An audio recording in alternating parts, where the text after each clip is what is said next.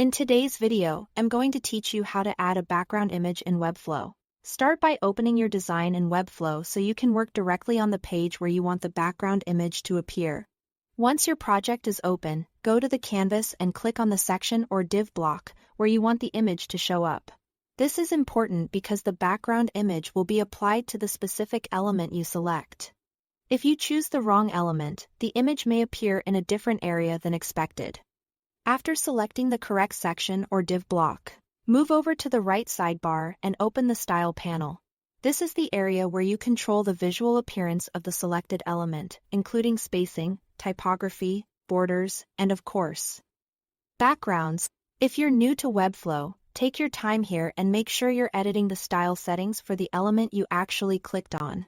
Next, scroll down until you find the Background section.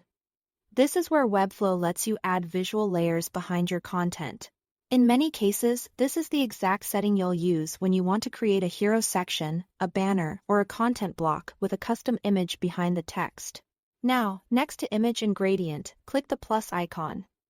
This tells Webflow that you want to add a new background layer. As soon as you do that, you will have the option to choose an image for that background. Click Choose Image to open the Assets panel. From here, you can either upload a new image file from your computer or select an image you've already added to your project. If you already have assets organized in Webflow, selecting an existing image can save time.